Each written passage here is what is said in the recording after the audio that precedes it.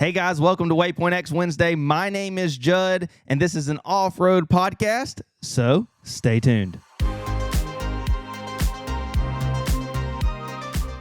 Well, welcome back, everybody. My name is Judd, and this is Waypoint X Wednesdays, an off-road podcast. And man, it has been such an awesome thing that all the support that we've gotten about this podcast, so we really do appreciate it. So while you're thinking about it, hit that subscribe button, leave us a like, leave us a comment, hit that bell for all notifications if you're on YouTube. And if you're on Spotify, make sure you go hit that follow button. So you can hear us at or see us at either Spotify or YouTube.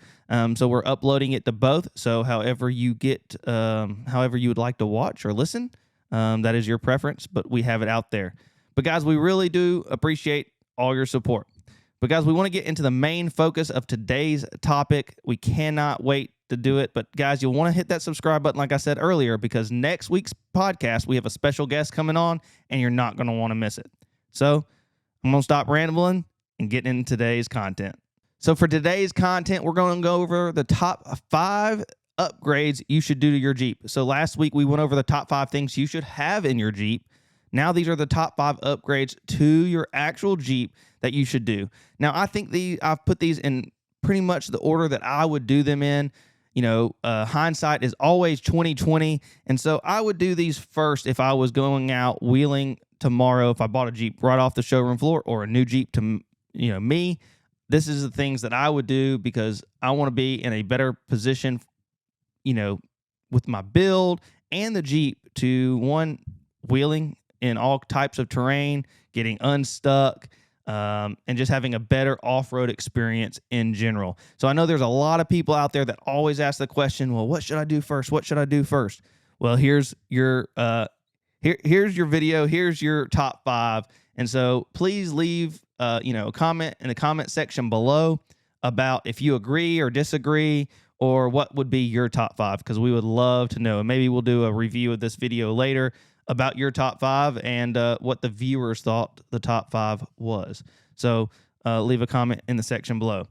So number 1 is a winch/bumper. And yeah, I know that's 2, but some people can get away with like the Rubicon having the winch plate, things of that nature. So you're really not buying a bumper, you're buying a winch plate.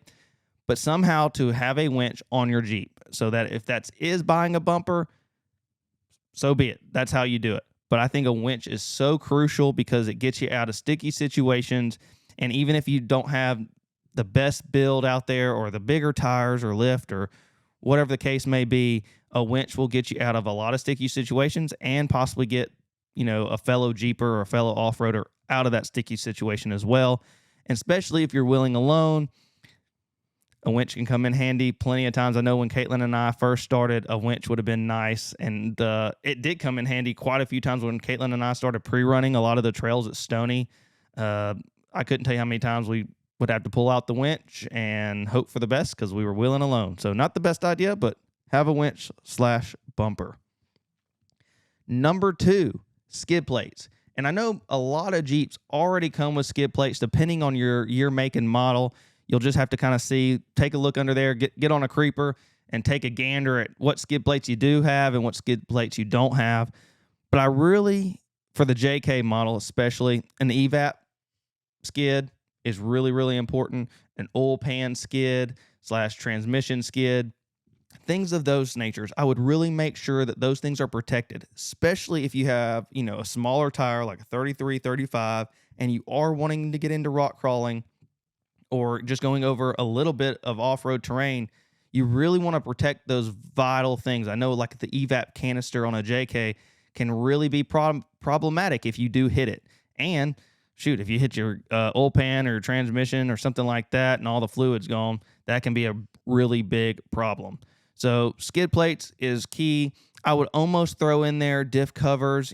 Sometimes the factory diff covers aren't the best in the world depending on the year, make, and model. So that could be one of I would call that a skid plate per se. So it's something that's going to come in contact with the ground first. So you want to do everything you can to protect that when you're off-road.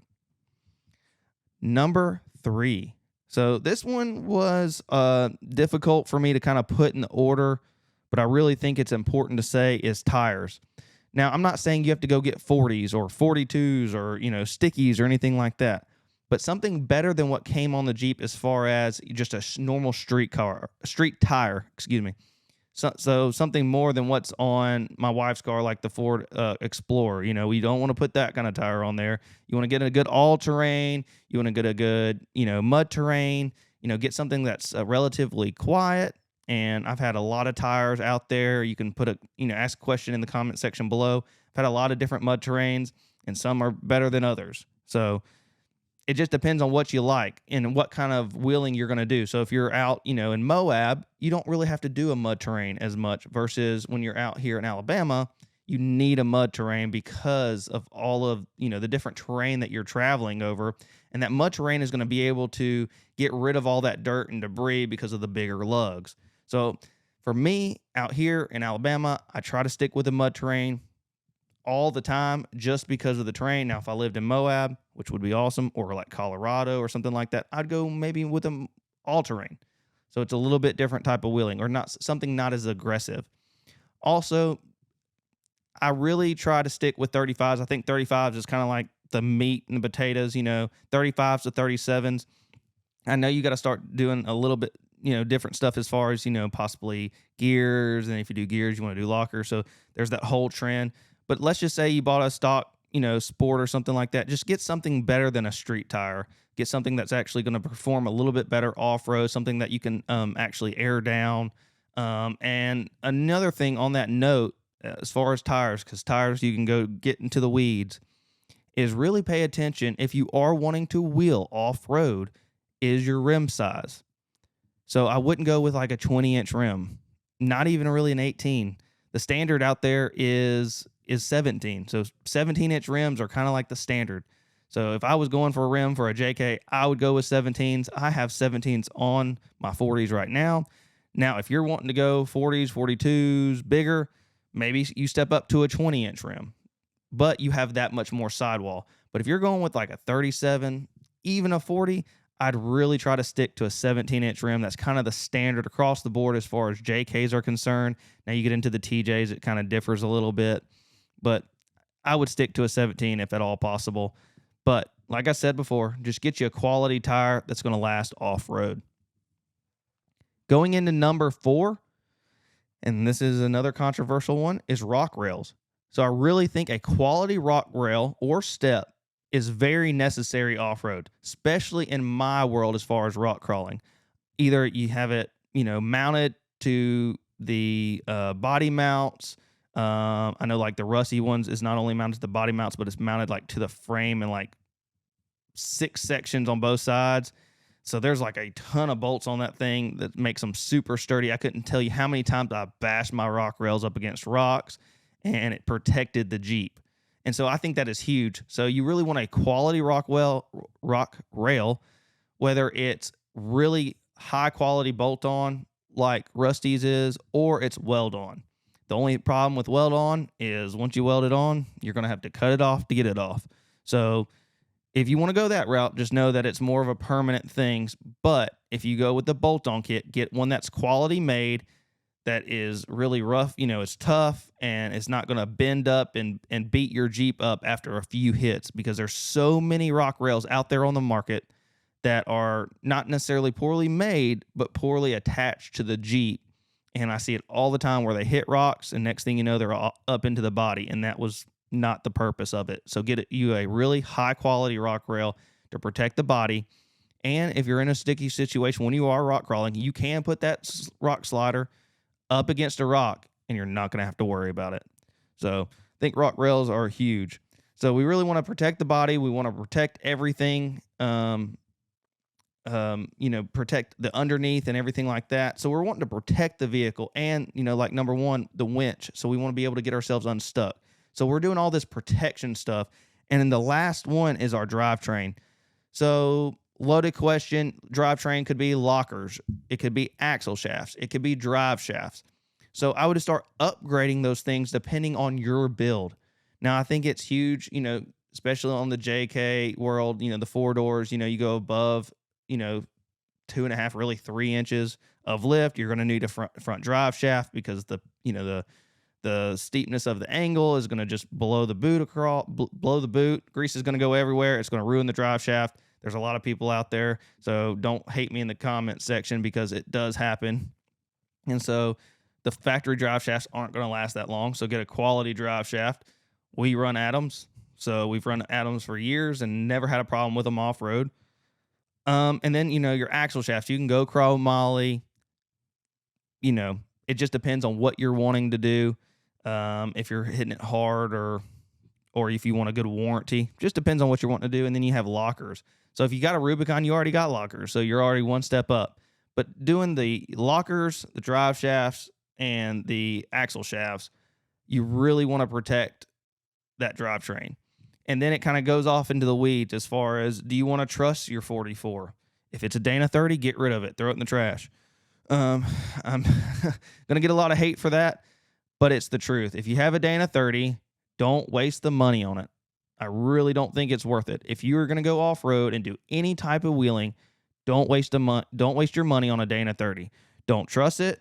Don't gusset it. Don't do anything unless you just want to throw money away. I would rather you just go out with it bone stock and destroy it and save all the money that you would have upgrading it to buy you a Dana 44, whether it's a junkyard 44 or if it's a crate axle. Do not spend the money on the Dana 30. It just will not last. I know there's forums and pages that just tell you, oh, the Dana 30 is going to last. It's not, guys. It's truly not. Eventually, it will break. So, upgrade all of the drivetrain. If you do have a 44, you can gusset it. You can sleeve it. I really have never sleeved one. In my experience, I haven't sleeved one, but I have trust them. I have done the C gussets, things of that nature. So those are things that are important. You could always trust the rear. You can do all of that to upgrade your drivetrain. And if you want to go even to the next step of drivetrain, you could do, if you didn't have a Rubicon, you could get a, transfer case. So it could go 4-to-1. Now, granted, I still have the stock sport case, which is 2-to-1. Really don't have a problem with it. It's fine by me. And I've just kind of learned to drive with it versus the Rubicons that are 4-to-1. And so my father-in-law, Kevin, he's always saying, oh, man, you're going so fast, four-wheel drive. And so he has to go to four-wheel high just to keep up with me because his 4-to-1 is so much slower than my 2-to-1. So it's a little bit different. And so all that said, those are our top 5. I will give some honorable mentions here, but let's go back over the top 5 very quickly. First is a winch / a bumper. Second is skid plate, so protecting the underneath. Third is tires. Fourth is rock rails. And fifth is drivetrain. Now, some special mentions would be, roll cage. I think that's important, especially if you're doing anything crazy or you're wanting to get into some things crazy. Nicer seats, because the JK seats weren't the best in the world, in my opinion. Now, the JLs and stuff like that are getting better and better. Roll cage, things of that nature. When you do seats and roll cages and things of that nature, please do not put the harnesses in with factory seats. Please don't. And the reason I say that is they weren't meant for that. And so what I'm saying by that, I've said this in a podcast or two before, is if you have a factory seat, I'm going to try to explain this on camera. So if you're watching on Spotify, I apologize. But that mounting point is up here on the factory seat, where the roll cage comes up. So it comes up and over the top of the seat and down your shoulder. And so there's a big gap in between the strap and your shoulder. And like a off-road seat, like a PRP, or we have the Mastercraft seats, that belt is actually coming out from like behind the back and rolls up and over your shoulder and pulls you down into the seat. So you're all the way back into the seat. It's behind you and it pulls all the way down. So it's pulling you back into the seat. That's what you're wanting, especially if you roll over something like that. You're wanting to be down in the seat, because if not, you're going to have that huge gap, and that's where everything is moving. Especially if you're doing anything high-speed off-road, things of that nature, you want to be down in that seat. And that's why I say, please don't put don't rely on those restraints, yeah, great. They're 4-point, 5-point harness. I just don't think they're safe. I really think, a standard seatbelt is safer per se. That can be debated if it's safer or not.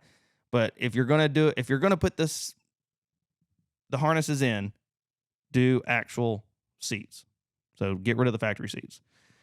That's just my opinion. You can hate on me if you want to, but that's just my opinion. So to get off the soapbox there, if you want me to explain that better, please send me an email at Judd, Judd, at waypointx.net, and I will be happy to discuss that with you. I'll call you, text you. That's just my opinion, coming from, seeing different racing events and kind of doing some research about that. Really pay attention when you're doing all of that to make it as safe as possible for you and your passengers that are with you. So I think that's big. Honestly, I really don't think there's any other special mentions. That the seats and roll cage is right there on top as far as things are concerned. Oh, I'll do a special mention real quick. The second one, and then I'll be quiet. Is get rid of the hardtop when you go off road, because it's really, really hard to wheel with it, especially in Alabama. Now, if you're in Moab, go for it. Colorado, go for it. But Alabama, Tennessee, places like that, they hate hardtops, and they're hardtop destroyers because trees don't move, and you get them beat and banged up. Now, have one for an everyday driver. Absolutely. It's a lot quieter, and that keeps things a lot more protected. But as far as wheeling off-road, take the hardtop off, because it's going to get hit. It's going to get destroyed. It's not a matter of if, it's a matter of when. Well, guys, that's it. I hope you liked my top 5. If you didn't, please leave, a comment in the comment section below. Send me an email. Send me all the hate. It's okay. That's just my opinion for today. So we really do appreciate you tuning in. Hit that subscribe button. Leave us a like. Leave us a comment. Hit that bell for all notifications. And if you're on Spotify, hit that follow button. But guys, we really do appreciate you tuning in, and hope to see you out on the trail.